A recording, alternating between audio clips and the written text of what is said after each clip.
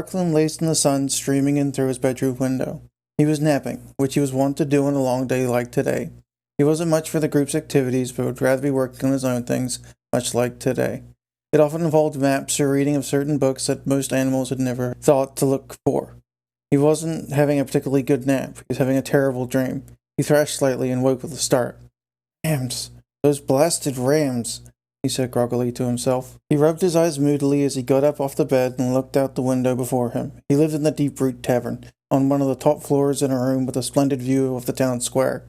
His parents had been operating the inn for years, since the last purveyor, Mr. Gimble, a tough old frog whose red fez followed him wherever he went, and loud croaky voice preceded him, had passed on and left the estate to the young couple.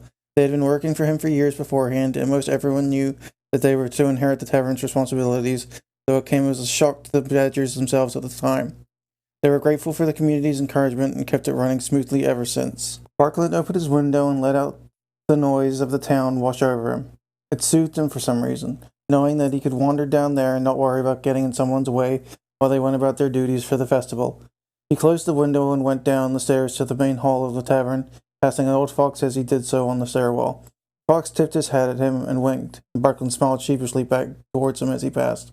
He was a shy young badger, big for his age, but gentle on his feet and with his actions, unless thoroughly incensed by something. Even then, he wasn't quick to anger or to violence, instead holding in what he thought he should do, and acting on it at the time became apparent of needing to do so. As he reached the foyer of the hall, he could hear his mother calling him. "Barky, Barky, where are you?" asked Lizzie. "I'm here, Mother," replied Barkland. "Great. Please go and check in on the rooms on the 6th floor. We need to know how many of them are empty for the night so we can see what we can offer the travelers," said Lizzie. Many animals traveled from outside the town for the festival, and the tavern was often booked to capacity weeks before the festival started, as merchants and buyers came from all over to sell and buy at the markets before and after the festival. It was one of the busiest and most profitable times for the town. "I don't think there have been any cancellations since last month, Mother, but I'll go check to make sure," said Barkland. "Thank you, Bark." Many animals traveled from outside the town for the festival, and the tavern was often booked to capacity weeks before the festival started, as merchants and buyers came from all over to sell and buy at the markets before and after the festival. It was one of the busiest and most profitable times for the town. "I don't think there have been any cancellations since last month, Mother, but I'll go check to make sure," said Barkland. "Thank you, Barking, darling," said Lizzie affectionately. Then he headed back up the stairs to the 6th floor to see if any of the rooms were available, knocking on each door and asking if any were unoccupied. None of them were, of course, but you couldn't help but make sure, could you? He was just that sort of badger. 3 days later, as the grounds had dried and the bread had been baked and the supplies had been set, the market went up and the festival started. From all around the lands came hundreds of animals of all different sizes to sell and buy their wares. Otters brought fish with them. The rabbits leafy greens and textiles made from rabbit fur shone from their winter pelts. The boars brought fine beauty products such as brushes and combs made from the quills of the best artisans. There were also many exotic foods and drinks from sea and land, coastal communities to the east, to the inland forests, the open plains to the west of the mountains. Everyone was represented, and every type of lifestyle made it to the market, including the not-so-savory. Averly was one of them. He was part of the Pup gang, and they moved into the market, pickpocketing and perk-snatching for their daily food rations from the gang's leader, Valderon, a nasty hare that liked to pick up orphan animals between stops to work for him for their supper. It was easier to train a child to be light on their paws than an adult to be inconspicuous in a crowd. Easier to rough them up, too, if they disobeyed. He was prone to doing that, but a swift clip to the ear was usually enough to get them doing what they were supposed to. Averly moved through the crowd and hunkered down low. She looked at the gold pocket watch she had just picked up from the otter, merrily making their way, unbeknownst to being the victim of the crime, down the market thoroughfare. "Probably not worth much," she thought to herself, "but at least I'll get enough coin to get into the festival and buy some of that bread the mice are selling. It does smell so wonderful." Her stomach growled. She held it pensively. Yes, you're hungry too. I know." She told her painfully empty stomach, "Let's go turn this in and see if we can get into the festival's main grounds with what we make." She headed off to the closed wagon that was a Pup Cup travel hideaway to see if Valderon was in and if she could get some food in her belly. Valderon held the watch up to the sunlight, letting it glint as its spinning edges caught off the light. It'll do for your day's ration," said Valderon, handing her 5 silver coins, which quickly disappeared into the cloak. Make sure you keep an eye out for anything glittering like this while you're having your fun, and I'll give you a bonus tonight if you bring something back with you, said Volderon, motioning to the gold ring on his fingers. Not likely. All I needed was enough for dinner tonight, and with what I've been saving, I should be able to slip away from you and your evil little wagon once the naming ceremony has started, and not look back, Waverly thought to herself. Everything goes as planned. She thanked him for the coin and moved away. He roughly grabbed her cloak and pulled her in close. Remember that you're mine, girlie, said Valderon. He could smell the oak scotch on him. He always got possessive when he had been drinking. Of course, sir, said Averly. Of course not, she thought to herself, pulling herself free from his grasp. She left the wagon and made her way back into the crowd. She earned her night off, and was going to enjoy herself before having to do her business later on. Averly smiled to herself and made her way to the bread stalls down the lane. She was hungry and ready to enjoy her day. Rose thought about which weapon she was going to pick. A sword? A sling? Bow and arrows? None of those really did anything for her, though. What she really wanted was a staff, something that would be useful in her adventures walking the lands and give her longer reach than the sword, be easier to use than a sling, less cumbersome than a bow and arrows. She had wanted one since she had learned they had a choice of weaponry. She couldn't wait. She had been waiting months since they were told that they were going to be on the travel.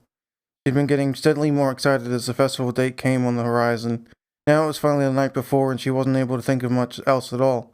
She had had her clothes picked out. She had already checked in at Markle's smithery to see what supplies she would be getting, and she knew that there was plenty of food stored in wait for their departure.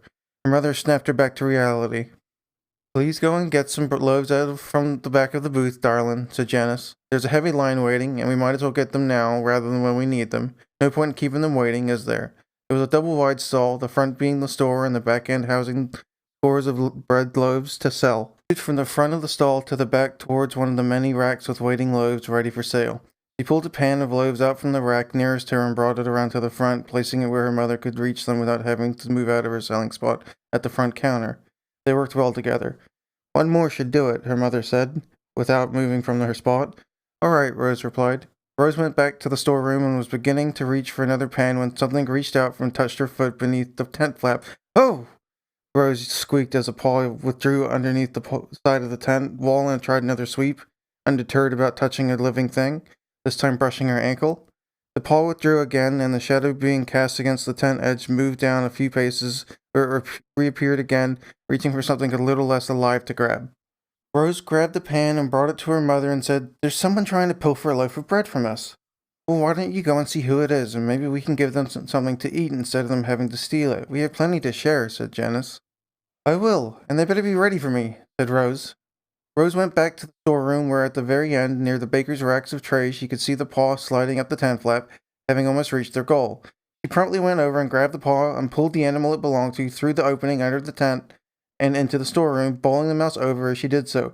Rose wasn't expecting the animal to be bigger than her. She got up grumpily. What are you doing, trying to steal from us? If you're that hungry, you could have just asked us, and we gladly would have shared with you. There's absolutely no need to go rummaging under the tent and scaring me like that, Rose said tersely, dusting her apron with both paws as she got up. Averly got herself up from the floor and rubbed her paw sourly. Did you have to pull so hard? You could have dislocated my arm with how hard you pulled on it, replied Averly. She flexed her wrist and stretched out her paw in an exaggerated motion to prove how much it hurt. Well, that's what happens to thieves, responded Rose. I wasn't thieving, said Averly. I dropped one of my coins and it rolled under your tent flap and I've been looking for it for well over 10 minutes. I thought I was close until I grabbed your paw, which I'm sorry I did, by the way. Didn't mean to scare you like that. Then I kept trying. I wasn't there to take your bread. I wanted to buy one when I found my coin. Rose looked at Averly and blushed furiously, entirely embarrassed. I'm sorry. I wasn't sure you were just there to take something. Let me help you look for it, said Rose. Together they bent and searched for the elusive coin. After looking for a few minutes, Rose found it, a silver coin peeking out from under one of the many racks lining the storeroom walls. Rose apologized again and asked what the wolf's name was. Averlutin, but everybody calls me Averly, says Averly. She put her paw out towards Rose and said, Pleasure to meet you. Who are you? Rose Tinderflint, but everyone calls me Rose, she said, laughing. It's nice to meet you, too. They shook each other's paws and smiled at one another. Would you like to come to the front and we'll see about getting you that loaf of bread? Asked Rose. Sure would. I haven't eaten properly in days, and I've been literally dreaming about your bread for the past 2 nights, said Averly, salivating slightly at the thought of her next meal and the smell of all the fresh bread around her.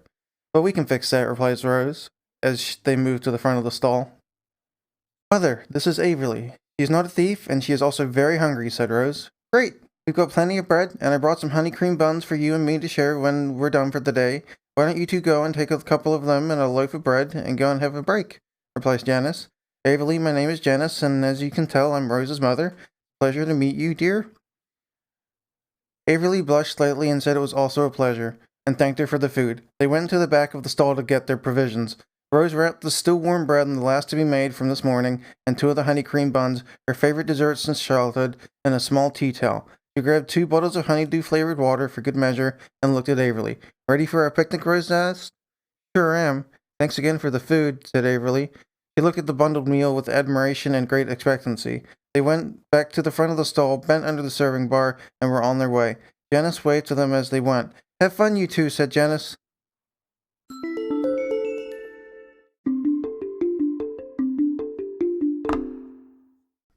Please visit anchor.fm/divergentmind to leave a message so that I may get back to you. Thank you. Have a nice day.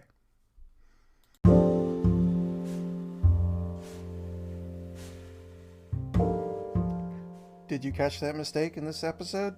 So did I, but I am too tired to fix it.